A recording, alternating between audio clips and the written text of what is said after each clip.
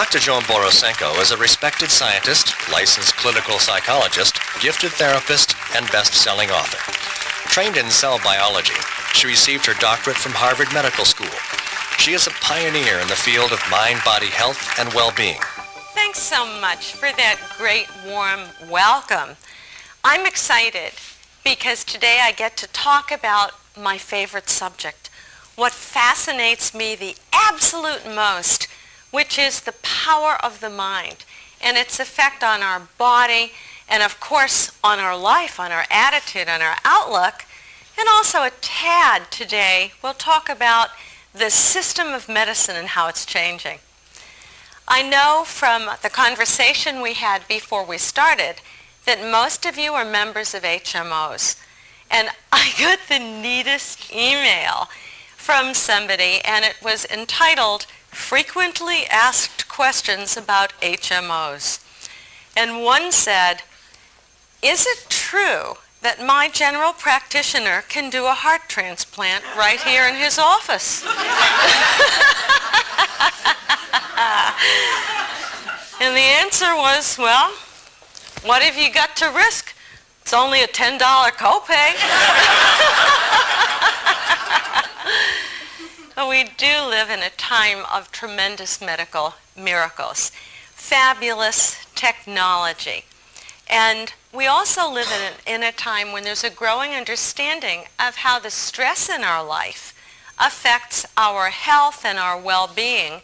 And I think we live in a great time because people are interested not just in how can I make myself better if I'm ill or avoid illness, but how can I really feel great? How can I make the most of my life? How can I beat stress and come to that place where I feel joyful? And those are the things that we're going to cover today. Now, I have a little story to tell you because people frequently say, how'd you get so interested in this area? And why are you so passionate about it? And like many people who go into the healing arts, I had a personal story that really led me there. And it started when I was 10 years old. And 10 years old, 5th grade, you know how little girls are? They're all excited at that point. The world is their oyster. And then overnight, something happened to my brain. And I became psychotic. I could not tell night dreams from daily reality. And then on top of that, I developed an illness called obsessive compulsive disorder, or OCD. Maybe some of you read the book called The Boy Who Couldn't Stop Washing. And OCD is a set of rituals that people can't stop themselves from doing. They're compulsive. It was tough. Can you imagine being the parents of a little girl who suddenly has this kind of terrible illness? And at that time, there really wasn't much help in psychiatry. We hadn't developed some of the wonderful drugs that would help. There wasn't much in the way of behavior therapy. And after a couple of months in what I would consider a state of hell, one day I sat down and I prayed. And I'm wondering, I'm looking around and I'm seeing some of you have that look on your face. You know what it is like to pray when you're really at the bottom. When every fiber of your being says, I surrender. I need help from some higher source. And during that prayer, I had really an amazing experience. I felt almost like my boundaries had melted away. And I was part of something much larger than myself. And that something was absolute love and absolute wisdom. And I felt safe for the first time in many months, almost like I was truly being held in the palm of a larger hand.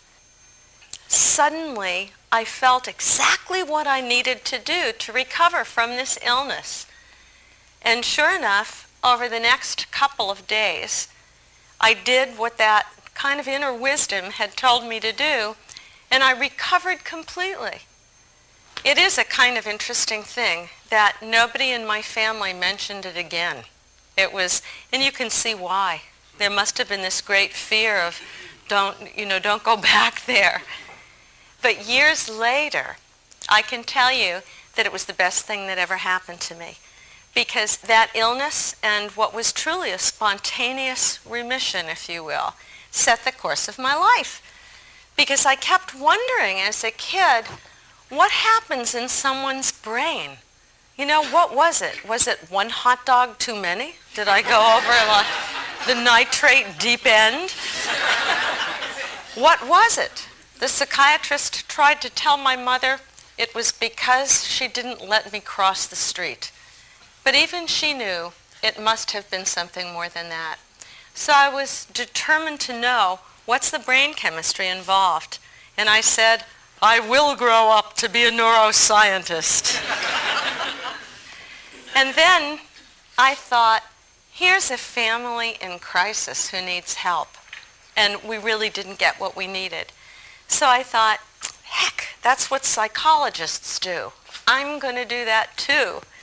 And then there was, what was that masked rider? What was that spiritual experience that happened? Because certainly in all my religious background, I was unprepared for that sense of unity with all being. So I ended up wanting to study the spiritual traditions from around the world, which I've done.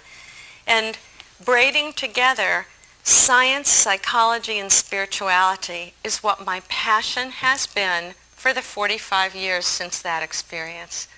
So imagine how thrilled I am to get to be here with you today and share this passion with you.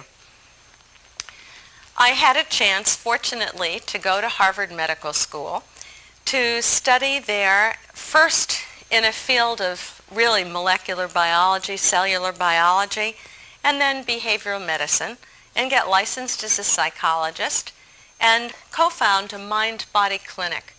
And that clinic was filled with people just like you and me. People who were just trying to reduce their stress and to live a better life, more creative life, more joyful life. And what I discovered then is that stress accounts for somewhere between 75 and 90% of all visits to the family practice physician. That's a lot, isn't it, when you think of that?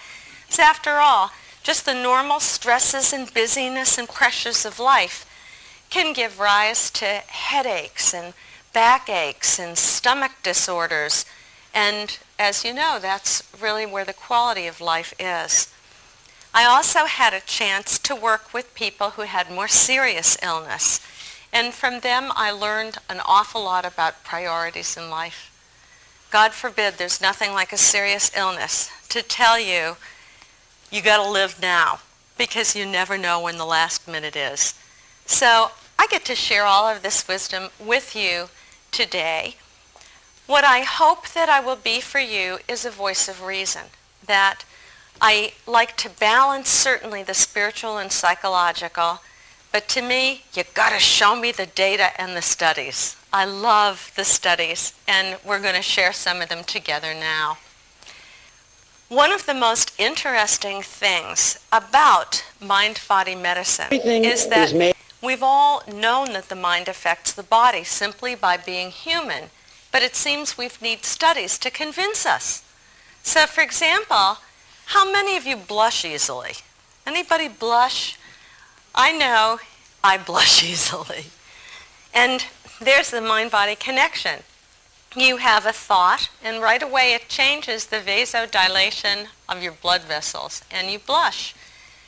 Or maybe you've gone to the dentist with a terrible toothache, and the minute you get into the waiting room, it goes away.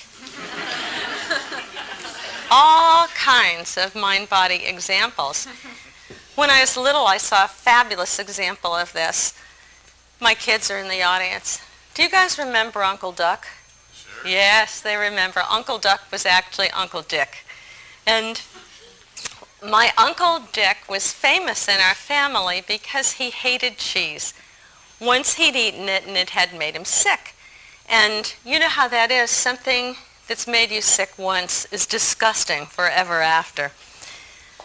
So my mother made a piece of cheesecake She made great cheesecake all covered with berries, and he ate a piece, not knowing what it was. And he loved that cheesecake. An hour later, he said, "Lillian, it was so good, give me another piece." And he ate it. And she then said, "But Dick, it was cheesecake. I know you hate cheese." And at the sound of the word cheese, he threw it all up on the rug. When you are 6, this makes an indelible impression.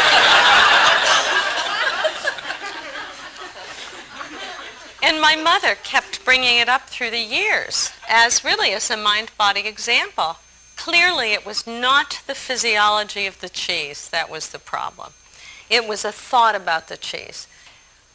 The mind is so powerful. It is an amazing thing that our thoughts about life can affect our body.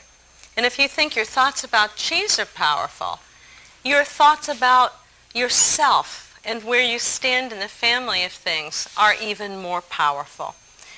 Some of the data in mind-body medicine, if you want to boil them all down, they come down to one thing, that our sense of connectedness, a sense of good connection, respect for yourself, a sense of good connection with others, the ability to give and to receive love, is the most powerful thing your mind can do, because that's what reduces the stress in your body and restores you to a state that physiologists call homeostasis.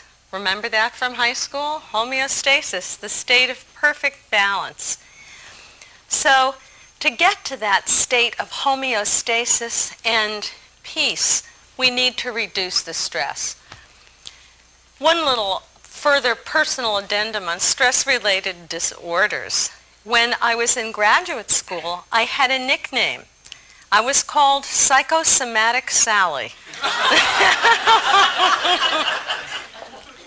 And I had just about every stress-related disorder that had been reported in the literature. So I had high blood pressure, rapid and irregular heartbeat, migraine headaches, irritable bowel syndrome, which is like having a migraine headache of your lower parts, and low back pain, Meniere's disease, which makes you dizzy, and anxiety attacks.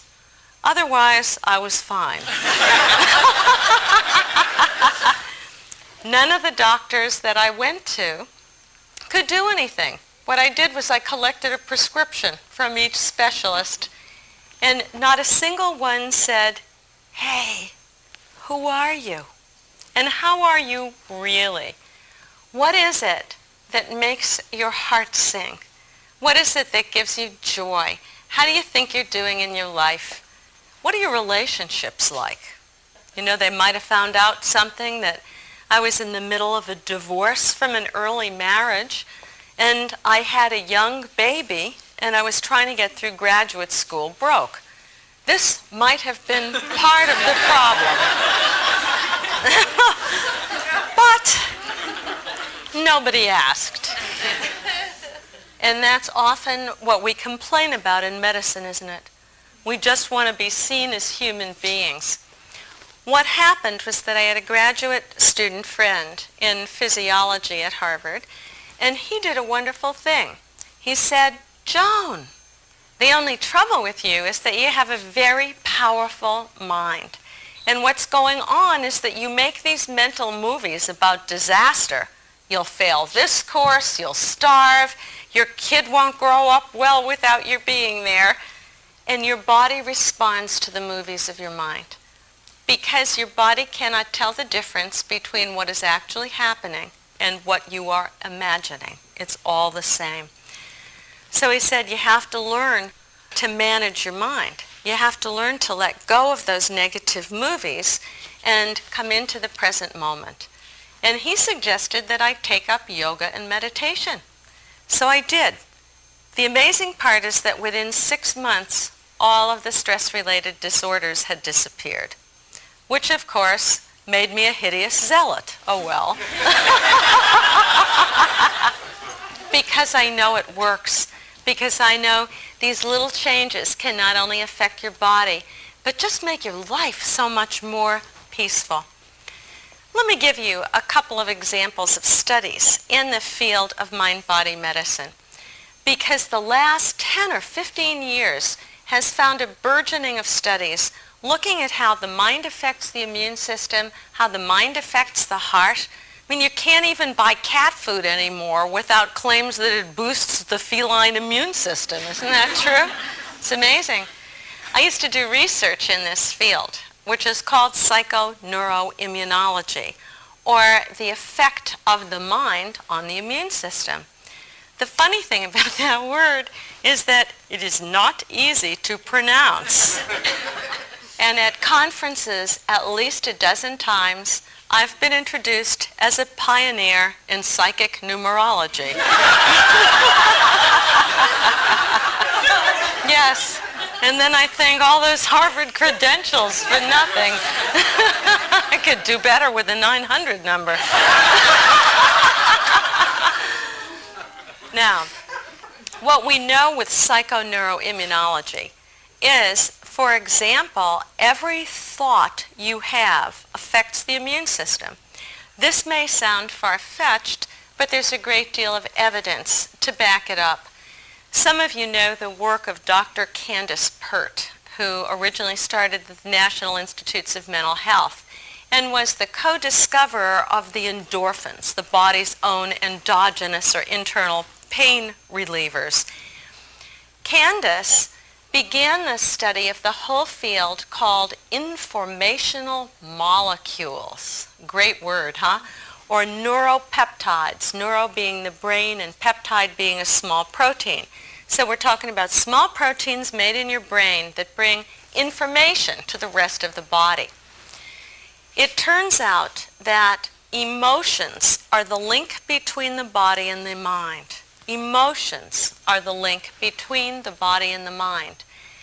Every emotion releases a different mix of neuropeptides. So, for example, if you feel sadness neuropeptides, if you will, are released from the brain, go out through the blood system, and bind to receptors on every cell of your body. If, on the other hand, you laugh and you feel joy, a whole different set of neuropeptides is bound to your receptors just like that in a millisecond. Pretty amazing, isn't it? And I'm sure actually that laughter is the best medicine. Can't you feel the difference in your body just from a couple of laughs? But now we're beginning to understand the molecular underpinnings of how our thoughts affect our emotions and how they affect our body. We're also beginning to understand the mechanisms of stress itself. Fortunately, I can tell you, acute stress is not going to be bad for your body. For example, running off from a mugger. That's the fight or flight response, and we survive because of it.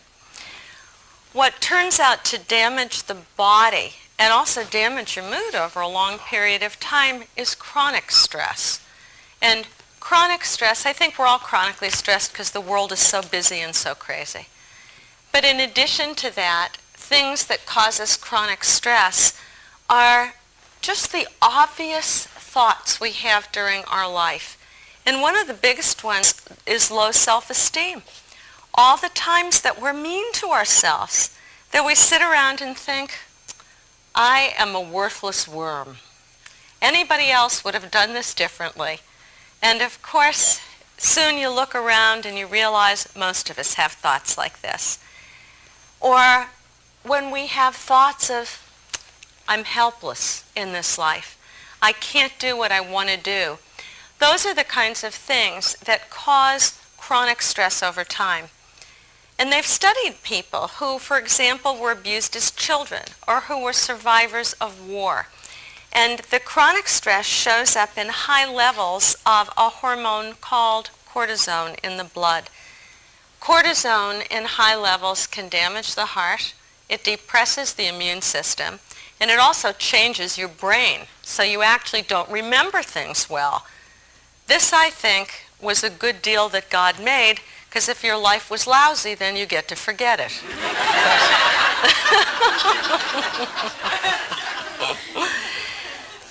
Now, the last little study that I want to tell you was actually done at Yale. And what they tried to figure out was, taking a group of people just like us, what made the difference between who was healthy 10 years later and who had taken ill. And of course they thought, well, maybe it's a certain laboratory test that we can do. And believe me, they did a whole battery of tests, physical and psychological. It turned out that the people who stayed well 10 years later had one thing in common. They thought they would be well 10 years later. That was it. That's the power of belief. That's the placebo effect. And you think of that, what an amazing thing. You can give people in pain a sugar pill, and 50 to 60% of them will have less pain. In fact, almost 50% of us will respond to a placebo of any kind. It's the power somehow of our belief, which is an important thing. One of the things I think might be really injurious in our particular culture is that we've become a bunch of unrepentant health nuts. There's nothing that's good for you anymore whatsoever. Isn't that true? You go to put something in your mouth and you're thinking, my God, if I eat it, I'll die. And there may be a part of that that's a self-fulfilling prophecy. The key to mind-body medicine is this. Your mind is powerful. It's possible to reduce the stress, to bring your body back to homeostasis by really learning to manage your mind. That we can all manage to do this. And when we do this, when you get the stress off your body, a wonderful thing happens. Nature can heal you in its own way. It was Florence Nightingale, who is the founder of nursing, who said one of the most important parts of medicine is to put people in the best condition for curing, and that is to put them in the condition of homeostasis. Then, if you've got a stress-related illness, that's enough, and you'll heal from it. And if you do need surgery or medication or other things, your body is in the best position to make the best use of them. So that's what we're trying to do. Come back to our natural state of grace. Now that we've talked a little bit about how powerful the mind is, I just want to say that there's a downside to the whole movement of mind-body medicine. And that is people oversimplifying. You know, people saying, oh gee, if I'm sick, it's entirely because I was thinking wrong. And if I just learn to think right, then I will be well. And truly, I wish it was as simple as that. But it is not as simple as that. I had the chance to be with the Dalai Lama back in 1989 at the first International Congress on Health and Healing, which was in India.